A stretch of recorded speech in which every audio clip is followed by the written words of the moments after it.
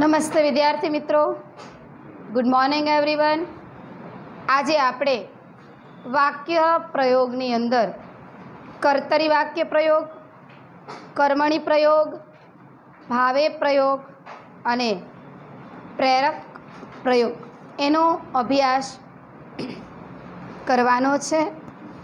તો વાક્યના જે પ્રકાર છે એમાં ત્રણ પ્રકાર પાડી શકાય છે। સૌ પ્રથમ છે કર્તરી પ્રયોગ,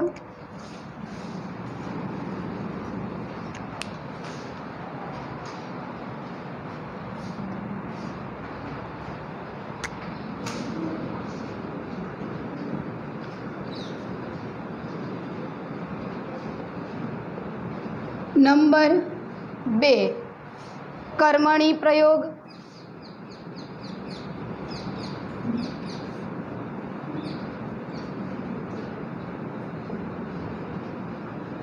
નંબર 3 ભાવે પ્રયોગ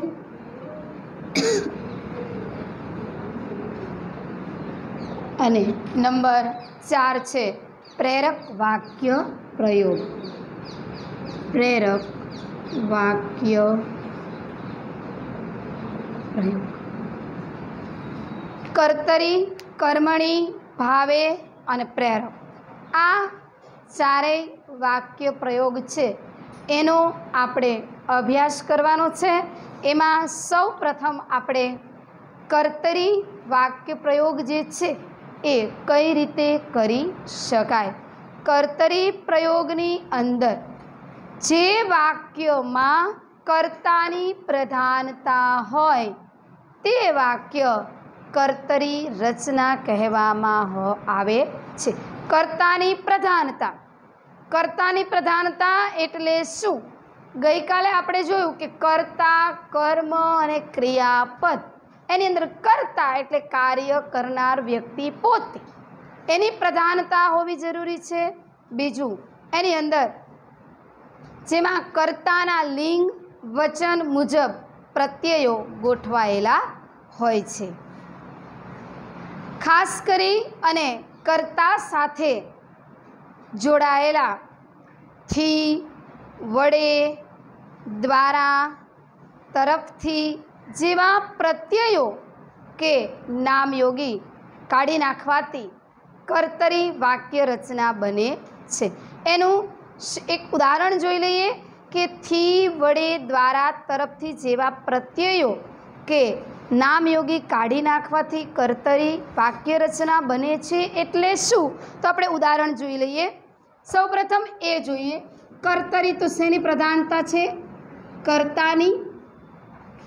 કર્તાની પ્રધાનતા છે। કર્તાના લિંગ વચન મુજબ પ્રત્યયો ગોઠવેલા હોય છે।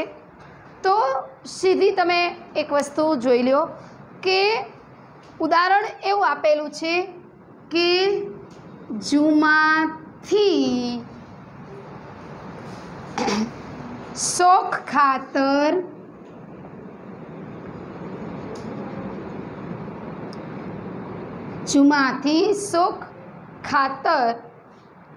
એક પાડો પડાયો, એક પાડો પડાયો। હવે અહીં આ જે વાક્ય આપેલું છે એમાં આપણે આ વાક્યને કર્તરી વાક્યમાં ફેરવવાનું છે।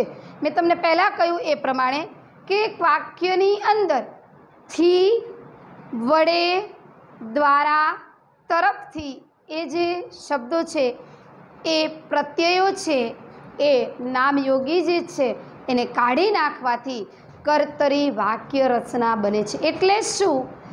જુમાથી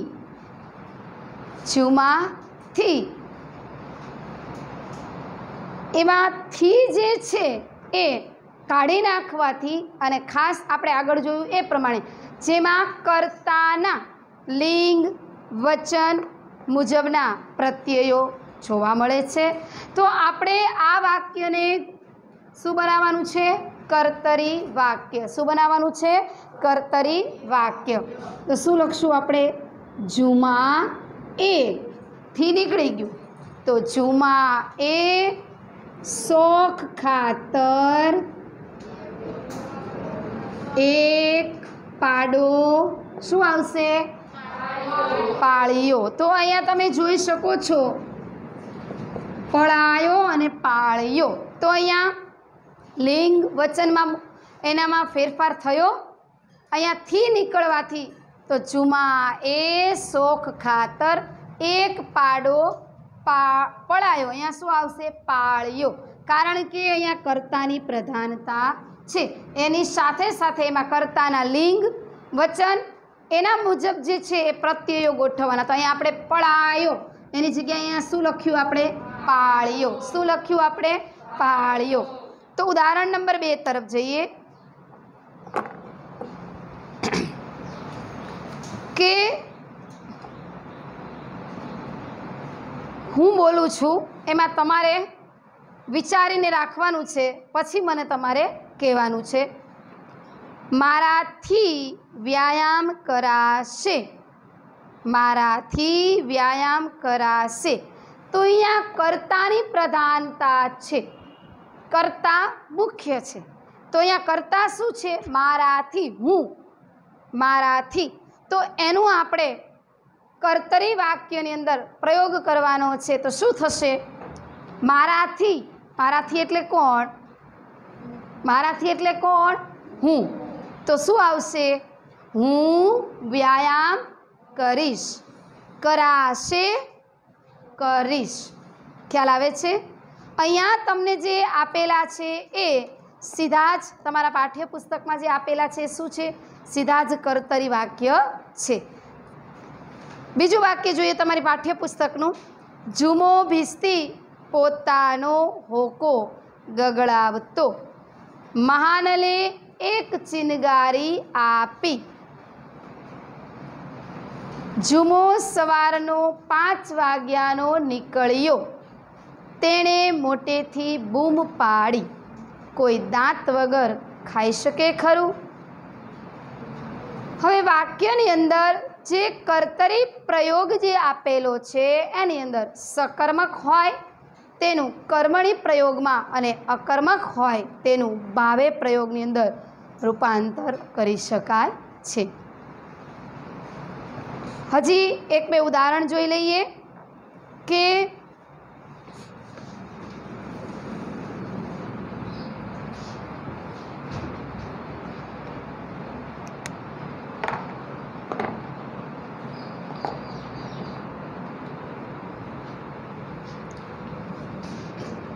જુમાથી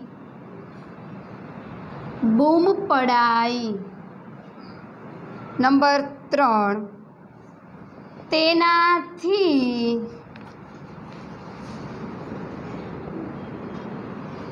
એકદમ રસ્તા તરફ દોડાયું.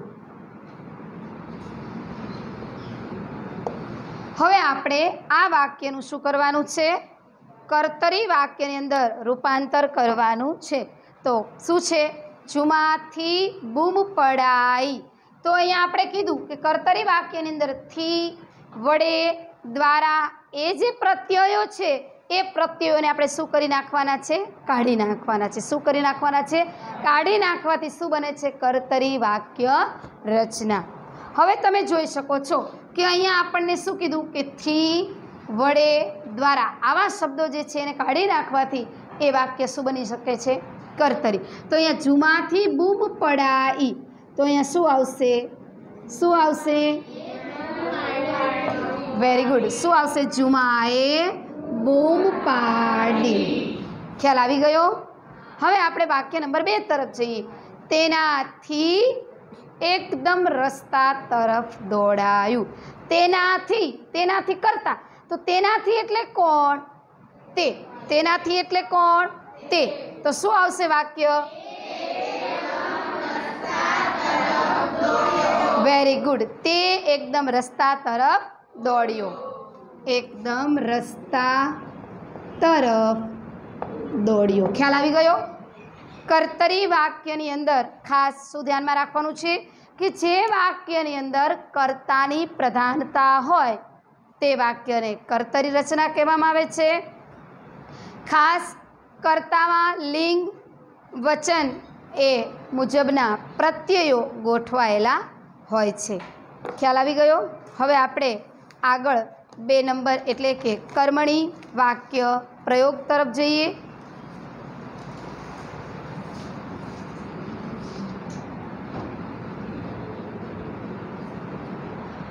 કર્મણી વાક્ય રચનાની અંદર શું આવશે? કર્મની પ્રધાનતા. કોની પ્રધાનતા આવશે? કર્મણી. આપણે ગઈકાલે કર્તા, કર્મ અને ક્રિયાપદનો અભ્યાસ કરી ચૂક્યા છીએ, એટલે તમને ખ્યાલ જ હશે કે કર્મ કોને કહેવાય, કર્તા કોને કહેવાય અને ક્રિયાપદ કોને કહેવાય. બરોબર છે? તો હવે કર્મણી વાક્ય રચનાની અંદર કોની પ્રધાનતા છે? કર્મની. અહીંયા કોની છે? કર્મની.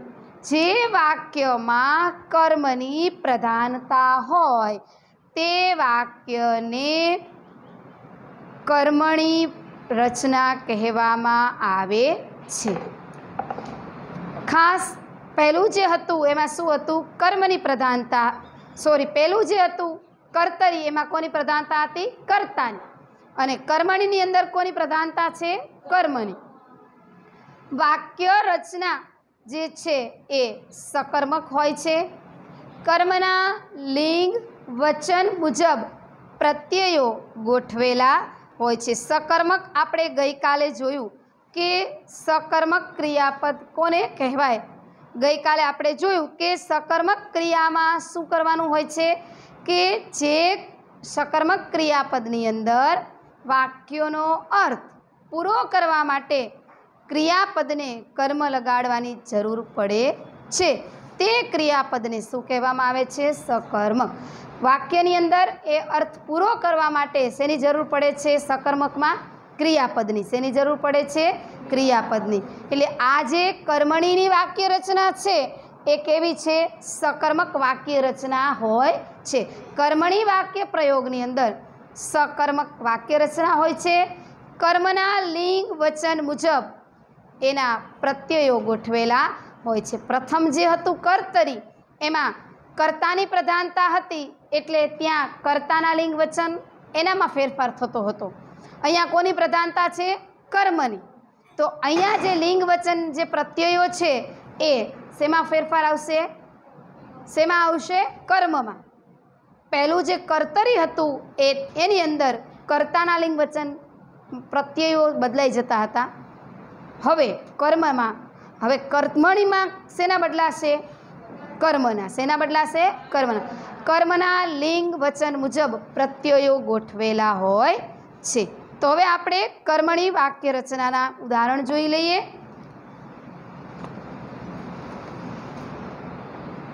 ખાસ કર્મણી વાક્ય રચનાની અંદર શું કરવામાં આવે છે? ક્રિયાપદનો ઉપયોગ કર્મને અનુલક્ષીને કરવામાં આવે છે.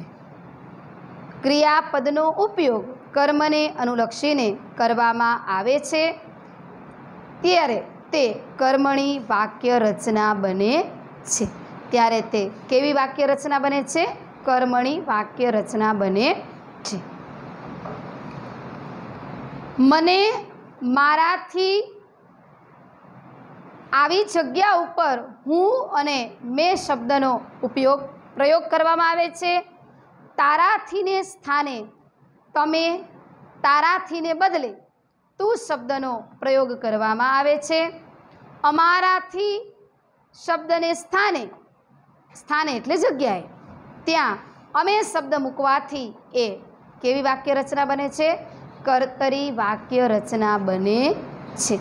તો અહીંયા આપણે જોઈએ કે ચુમા એ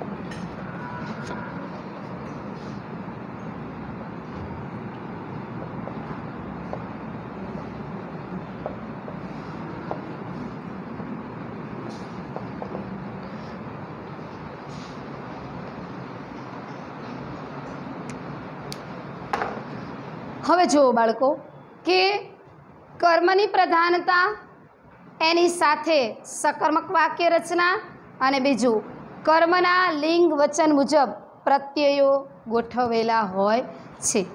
તો અહીંયા આપેલું છે કે જુમાએ શોખ ખાતર એક પાડો પાળ્યો. જુમાએ શોખ ખાતર એક પાડો પાળ્યો. તો એની અંદર આપણે હવે કર્મણી પ્રયોગ બનાવવાનો છે. તો કર્મની પ્રધાનતા જોવાની છે. કોની જોવાની છે? કર્મની. જુમાએ શોખ ખાતર એક પાડો પાળ્યો. હવે શું આવશે? જુમાથી શોખ ખાતર એક પાડો પળાયો. ખ્યાલ આવી ગયો? કર્મણીની અંદર શું ધ્યાનમાં રાખવાનું છે કે કર્મની પ્રધાનતા હોય તે વાક્યની રચના જે છે એને કર્મણી વાક્ય રચના કહેવામાં આવે છે. બીજું જે છે, મહાનલે એક ચિનગારી આપી. મહાનલ તરફથી ઝુમો વેણુને ભેટી પડ્યો. ખ્યાલ આવી ગયો કે અહીંયા ઝુમા એની જગ્યાએ શું કરીશું? ઝુમાથી.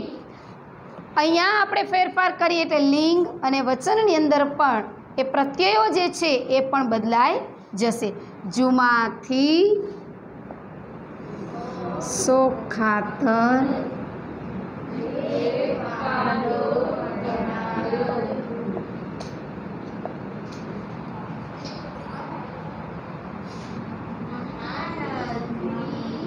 મહાનલ તરફથી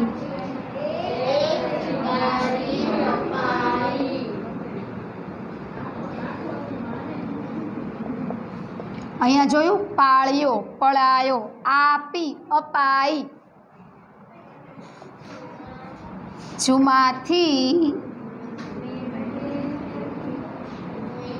ઝુમાથી વેણુને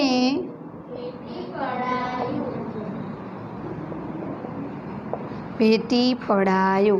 તો બાળકો અહીંયા આપણે તમે કર્તરી અને કર્મણી વાક્ય રચનાને સમજી ગયા હશો. હવે આપણે આગળ જોઈએ ભાવે પ્રયોગ. ભાવે પ્રયોગ જોઈએ.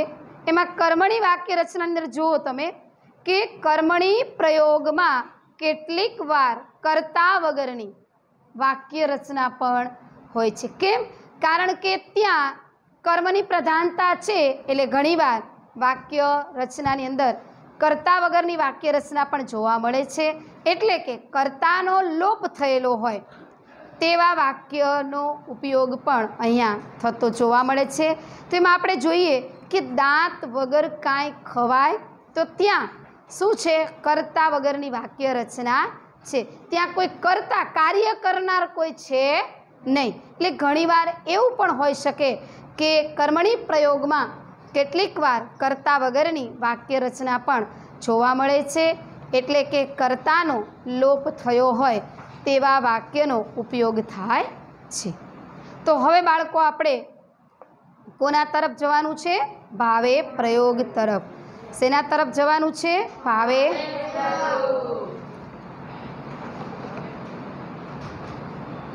કર્મણી, કર્તરી અને હવે પછી આપણે ભાવે પ્રયોગ તરફ જઈએ.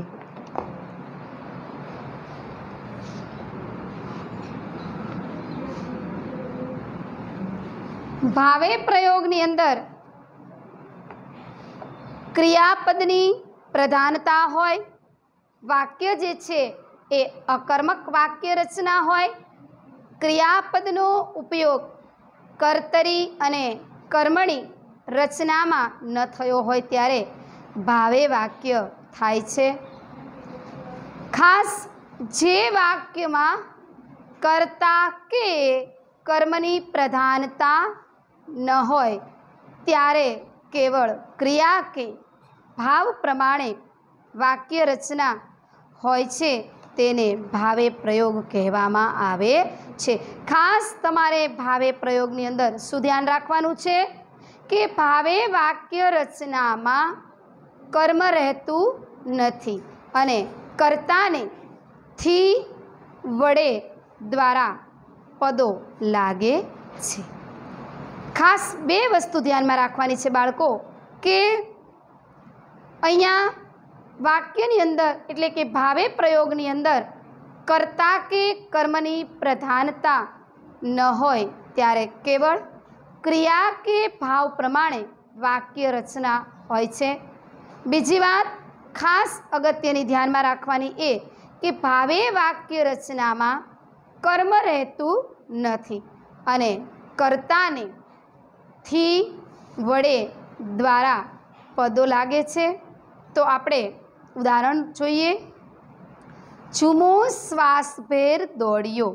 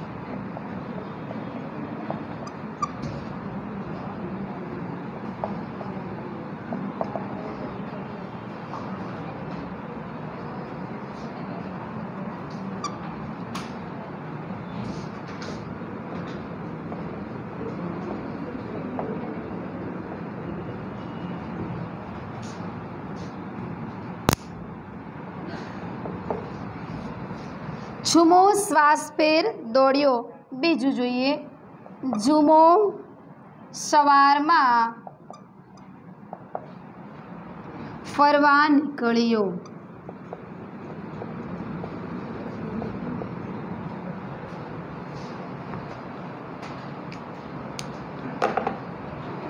હવે જુઓ તમે કે વાક્ય શું છે? ઝુમો શ્વાસભેર દોડ્યો।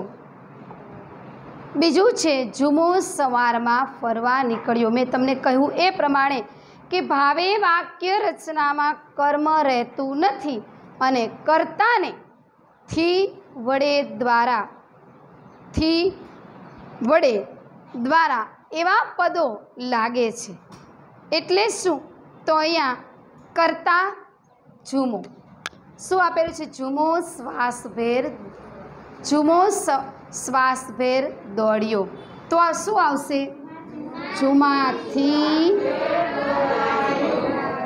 ઝુમાથી શ્વાસભેર દોડાયું। ખાસ કર્તાની અંદર થી વડે દ્વારા એવા પદો લગાડવાથી એ વાક્ય રચના કેવી બને છે?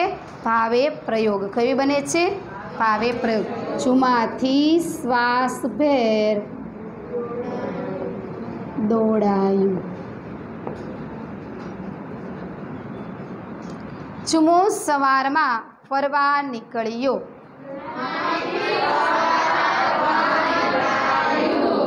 ઝુમાથી સવારમાં ફરવા નીકળાયું। ખ્યાલ આવી ગયો કે ભાવે વાક્ય રચનાની અંદર કર્મ રહેતું નથી અને કર્તાને થી વડે દ્વારા જેવા પદો લાગી જાય છે એટલે એ વાક્ય રચના છે એ કેવી બની જાય છે? કેવી બની જાય છે? ભાવે પ્રયોગ। ખાસ એ ધ્યાનમાં રાખવાનું કે કર્તામાં થી વડે દ્વારા એવા શબ્દો ઉમેરવાથી અને ક્રિયાપદની અંદર આ પ્રત્યય ઉમેરાય છે અને ક્રિયાપદ જે છે એ મુખ્ય ભાવે પ્રયોગની અંદર હોય છે। જે રીતે કર્તરીમાં કર્તાની પ્રધાનતા, કર્મણીમાં કર્મની પ્રધાનતા, એવી રીતે ભાવે પ્રયોગની અંદર ક્રિયાપદની પ્રધાનતા જોવા મળે છે। હવે આપણે આગળ પ્રેરક વાક્ય તરફ જઈએ।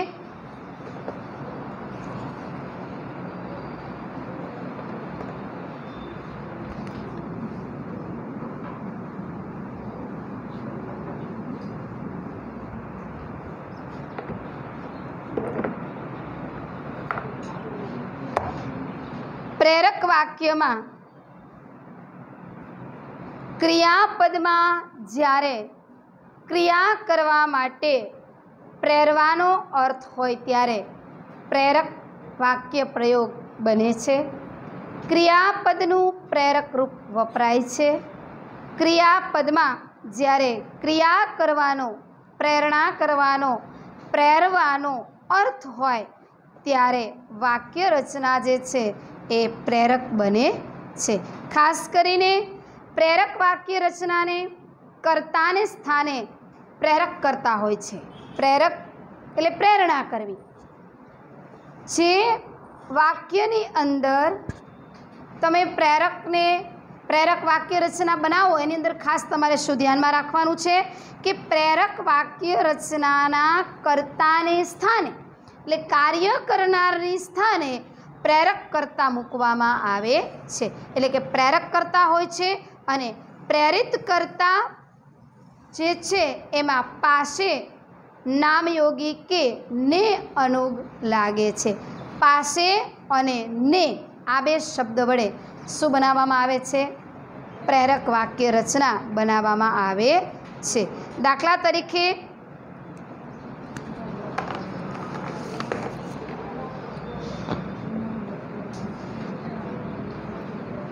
ઝૂમો બૂમો પાડે છે.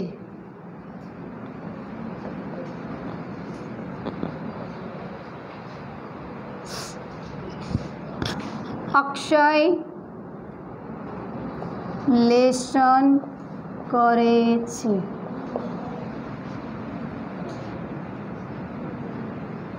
ઝુમાએ પાણી પાયું. ઝુમો બૂમો પાડે છે. અક્ષય લેસન કરે છે.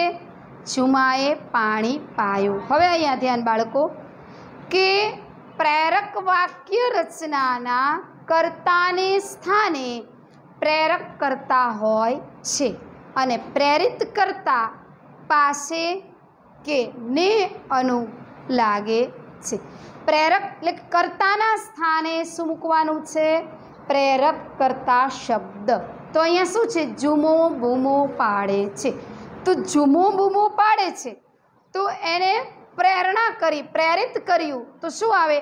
ઝૂમો લોકો પાસે બૂમો પડાવે છે. એને શું કરી? બૂમો પાડવાની શું આપે? પ્રેરણા. પ્રેરિત કર્યું, પ્રેરક કરતા થયો એ શબ્દ કે ઝુમાએ લોકોને બૂમો પાડવાનું કહ્યું. એને પ્રેરણા કરી બૂમો પાડવાની એટલે ઝૂમો લોકો પાસે, ઝૂમો લોકો પાસે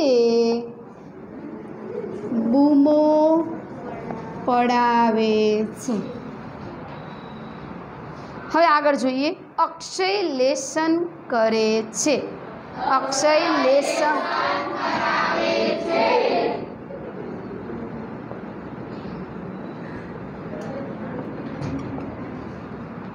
ઝુમાએ પાણી પાયું.